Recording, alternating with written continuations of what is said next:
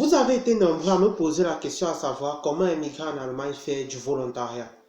Alors, suite à un grand nombre de recherches, j'ai décidé de partager avec vous les méthodes et stratégies pour venir faire le volontariat en Allemagne. Alors, si tu es intéressé par le volontariat, je t'invite tout simplement à rester jusqu'à la fin de cette vidéo.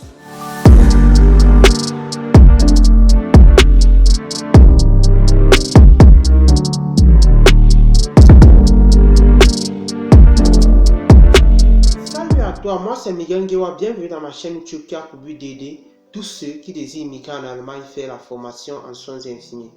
Alors, si tu es intéressé par cette thématique, je t'invite tout simplement à t'abonner et à cliquer sur la cloche de notification pour ne rater aucune de mes prochaines vidéos qui sortiront le lundi, le mercredi et le vendredi à partir de 18 h. De plus, je partage avec toi mon quotidien en Allemagne afin que cela puisse t'inspirer et afin que tu puisses éviter les erreurs que j'ai dû commettre. Alors, revenons à notre sujet qui parlait du volontariat en Allemagne. Pour ceux qui ne le savent pas, le volontariat, c'est naturel, venir faire quelque chose de façon volontaire, sans rémunération bien évidemment. Mais comme les Allemands, attention, ça c'est mon analyse personnelle, comme les Allemands n'aiment pas se sentir redevables, parce qu'ici c'est vraiment compliqué, comme je disais tantôt dans un direct hier, il y a trop d'individualisme en fait, parce que tu vois une grand-mère, elle est en train de marcher avec un sac lourd, tu veux l'aider, elle refuse. Ce qui fait que chez nous, maman ne demande pas, mais tu veux l'aider, elle refuse. Elle préfère mourir avec ce sac-là, comme je préfère dire comme ça. Donc ici, vraiment, il y a trop d'individualisme. Et raison pour laquelle au volontariat, quand vous immigrez faire du volontariat en Allemagne, vous êtes non seulement logé, nourri, soigné, et de plus, vous recevez encore un salaire variant entre 250 et 400 euros toutes les fins du mois. Donc c'est un peu comme un argent de poche.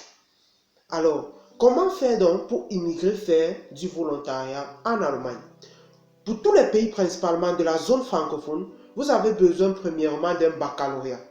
Ce n'est pas parce que le volontariat, par exemple, implique les connaissances du niveau baccalauréat, non. C'est juste que cette zone exige avoir un baccalauréat avant d'immigrer en Allemagne. Ne me demande pas le pourquoi, moi-même je ne sais pas la raison pour laquelle ils exigent cela. Alors, deuxièmement, vous devez faire les cours de langue jusqu'au certificat A2 ou B1. Certains centres de volontariat en soins infirmiers, bien sûr, demandent le A2, d'autres demandent le B1. Alors, dans une précédente vidéo, je faisais comprendre tantôt que pendant les cours de langue, vous ne devez pas vous endormir. C'est la même loi, je vais mettre le lien de cette vidéo dans la barre de description. C'est la même loi que vous devez appliquer même dans le volontariat. Il y a certaines institutions qui exigent l'équivalence. Dans ce cas, pendant vos cours de langue, faites l'équivalence. Pendant vos cours de langue, cherchez à entrer en contact avec des institutions en Allemagne. Pendant vos cours de langue, comme je dis toujours, soyez éveillés. D'où donc maintenant la troisième étape qui est la recherche d'un contrat de volontariat en Allemagne. C'est ça la troisième étape. Recherchez votre contrat. Soit si vous pouvez vous battre seul sur Google, vous pouvez taper Soziales Freiwilligendienst in Deutschland oder Soziales Freiwilliges Jahr in Deutschland. Vous tapez ou bien vous tapez le nom de la ville, vous trouvez, on va vous montrer plusieurs formulaires. Vous remplissez seulement et vous envoyez votre demande. Donc voilà la première étape. Ou bien si vous voulez accélérer comme je dis tantôt, parce que quelqu'un qui va vous aider ici ou bien faire des transactions, voyager, même aller le rencontrer, mais ça implique plus de crédibilité. Vous pouvez vous chercher un correspondant en Allemagne, ou bien si vous voyez qu'on peut vous aider, ou bien qu'on a habilité à vous aider, vous nous écrivez, on pourra voir comment vous aider dans ce sens-là.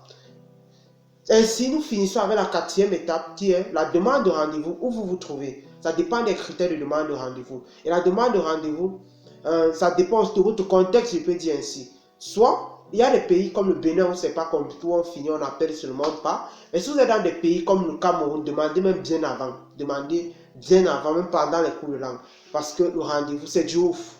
Même moi, je ne comprends pas vraiment la véritable solution qu'on va avoir par rapport à ces choses de rendez-vous. Mais n'importe comment, il y a la demande. Les Allemands ont besoin du personnel, donc ils vont trouver une solution à votre problème.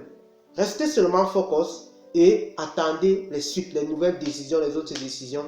Restez focus et gardez espoir. Il suffit qu'un jour, cette situation va changer. Alors, je suis arrivé au terme de ma vidéo. Si vous souhaitez immigrer en Allemagne, faire du volontariat, contactez-nous, on pourra voir comment vous apporter notre pierre à l'édifice ou bien vous aider, vous conseiller. On sera très ravis de vous accompagner, d'arrêter votre main et vous accompagner jusqu'ici en Allemagne. J'étais ravi de partager ces connaissances avec vous. J'espère que cette vidéo vous a apporté un plus. Merci beaucoup. Je tenais à vous remercier très sincèrement parce que c'est grâce à vous que la chaîne évolue. Vous allez voir les résultats bientôt. C'est grâce à vous vraiment, c'est pas nous. C'est grâce à vous que la chaîne évolue. Je tenais très sincèrement à vous remercier. Continuez à partager, continuez à partager. Vous ne savez pas qui ça peut aider ou bien qui ça peut ouvrir les yeux par rapport à l'immigration en Allemagne. Ainsi, ciao ciao.